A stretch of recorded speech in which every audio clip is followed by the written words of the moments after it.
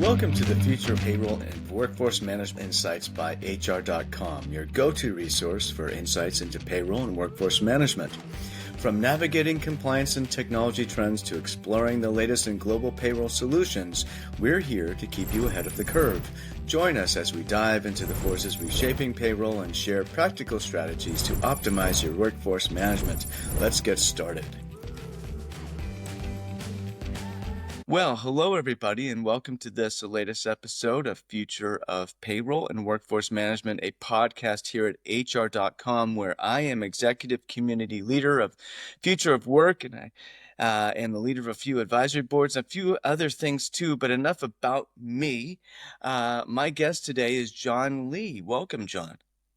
Thank you, Brent. Good to be here with you. Thanks for having me on today.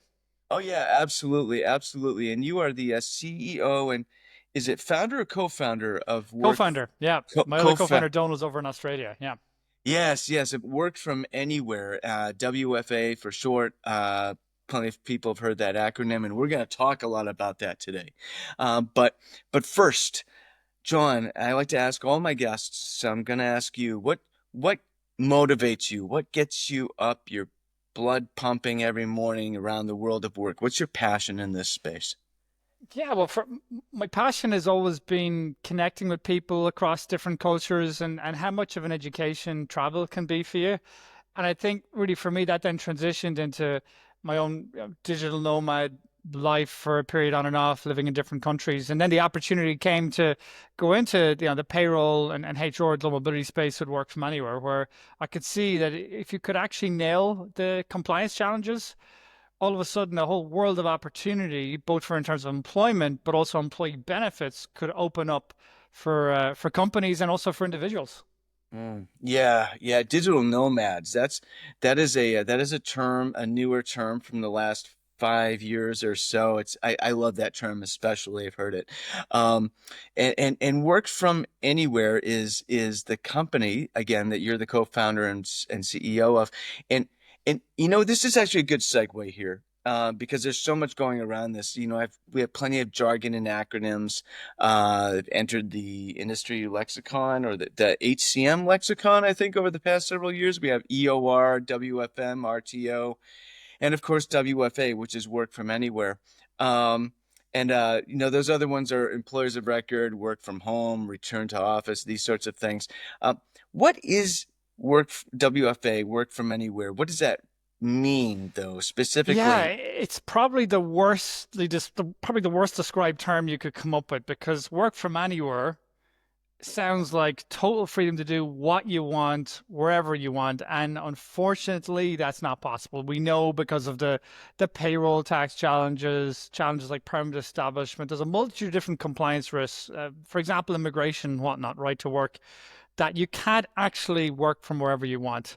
I don't see too many Instagram photos from a beach in North Korea, for example.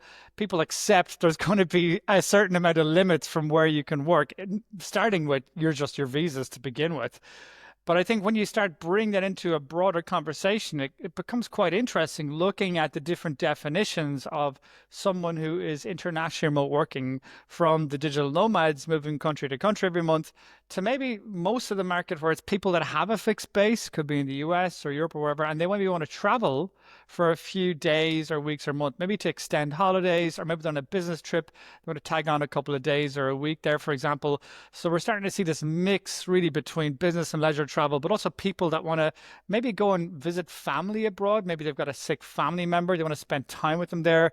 So what's interesting is it's kind of shifting as an employee benefit from the people with the margarita by the beach in Mexico to the people that are actually going visiting a sick family member. We've got lots of really powerful stories of examples like this where you get to leave a bit of a legacy behind you in HR if you can make that happen for people. Yeah, yeah. I'm so glad you brought that up. This is really a work-life balancing, and work-life balance isn't always about, the vacation, although that's part of it, certainly. And I think I might be able to speak for both of us that we could probably use one. But in any event, but it's also about being flexible, the ability and the technological wherewithal these days that we might not have had even 5 years ago, certainly not 10 or 15, to accommodate that's the word I'm looking for. Accommodate, not necessarily facilitate. Although it also facilitates someone working from another region where they can be closer to a family member who's sick, or so that they can, be closer to their grandchildren, or something like that, right? So there's all sorts of rationales, sound, legitimate, uh, significant rationales for working from anywhere, and that term meaning, working from any region, potentially, worldwide. How does so I might have answered the question myself, but I'd love for you to kind of put a fine point on this. But how does this sort of feed into? We hear a lot about global mobility and workforce Mm. agility, and those are real imperatives of growing organizations. How does work from anywhere factor into how does that help? Okay, so we'll break into two aspects. You've got international work split between temporary international work and structural international work. For temporary international work, that's where you want to let people work remotely abroad for maybe 20, 30 days a year, maybe 60, maybe even up to 90 days a year, for example. And what you do is you put together a policy, you put together a menu of countries, for example, that are high IP, high cybersecurity risk. Maybe there's wars going on. You say, we're not going to offer those, but everyone else, we're going to assess on a case by case basis. The beauty of doing that is it allows you to massively reduce your attrition rate, especially amongst a lot of different employee segments. Simple example of that one, according to the Mercer Talent Trend Survey recently released, Mercado Libre used AI to look at the data of what people were looking for employee benefits. What happened? What came out of it? Well, amongst their software engineers, having a work from anywhere program, a policy in place to allow them work remotely abroad for a limited number of days a year would be really powerful. They implemented it. Guess what happened? They reduced voluntary attrition from 14 to 4%. And now 74% of the software engineers want to stay with the company for more than 3 years. So, great case study of using AI, work from anywhere, and a really targeted launch case of getting really good ROI in that.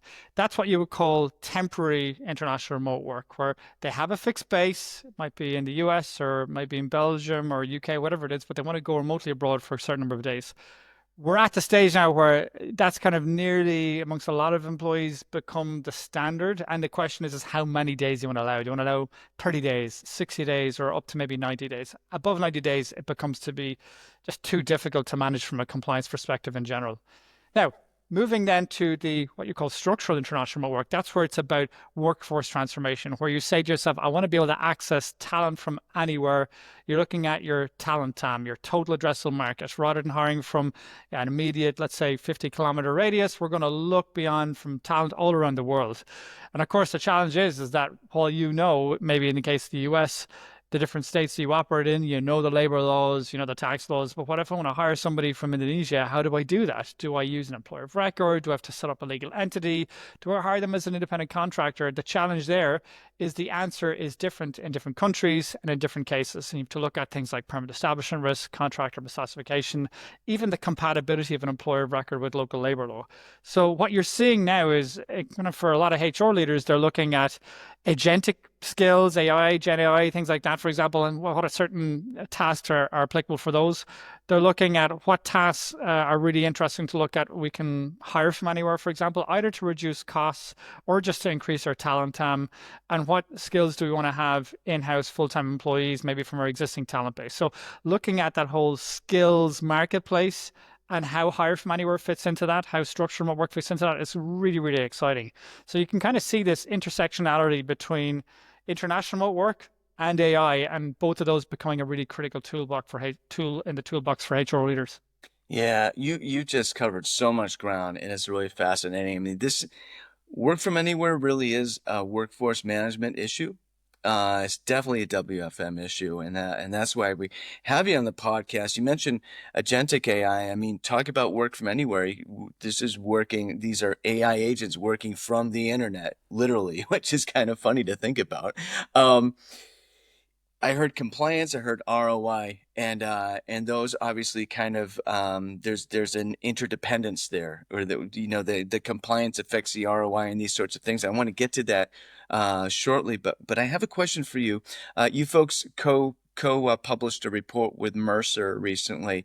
The title of it escapes me. I'm having mind cramp, but in it, you talked about the work from anywhere maturity curve. So maybe you can share with our audience the name of the report and maybe just walk us through what is the work from anywhere maturity curve. What does it comprise?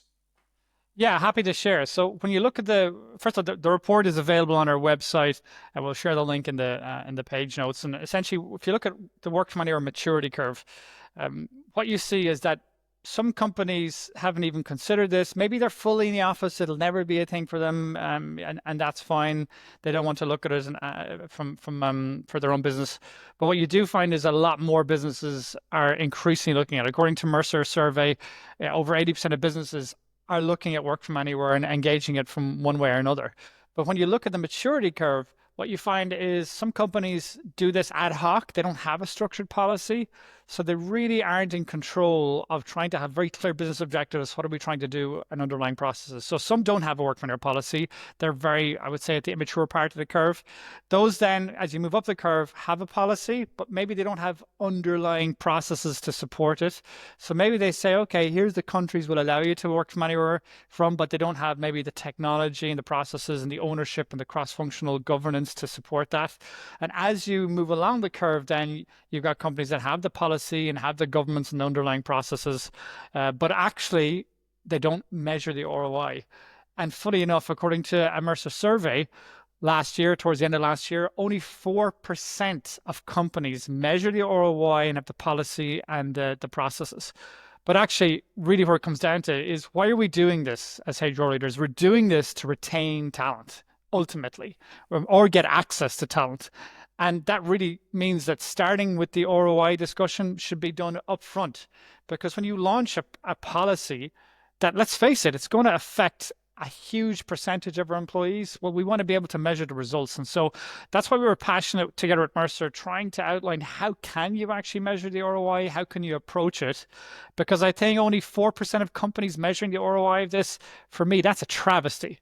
And I think if HR and global mobility, rewards, and payroll leaders were measuring the ROI, my sincere belief is they would be able to get more of a seat at the table. Because when you're speaking with your CEO, your CFO, they clearly think in numbers. And I think there's a very powerful story to tell here if you're able to think about it the right way. You know what's interesting? You bring up a few things. So first of all, and let's put a pin in this question. Um, why? Well, let's answer this first. I'll ask the other question or make the other point first, and then we'll answer the question I'm about to ask. So, one is interesting. A lot of HR departments, they get sort of pulled in tow once the organization makes a strategic decision to expand globally, right? And Yep. work from anywhere isn't technically a global expansion of the business, but it's a type of global expansion, right?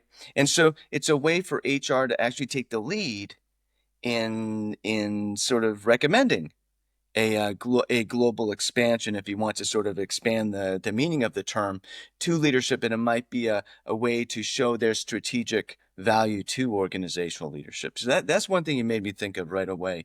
My question is, and you might have answered it a little bit, but maybe you could elaborate a little bit more, is why are only 4% of organizations measuring the ROI of their WFA policies? Is it simply because it's just kind of like a gut thing? Oh, I need talent, and who I need is in Belgium, not in California, or what's going on here?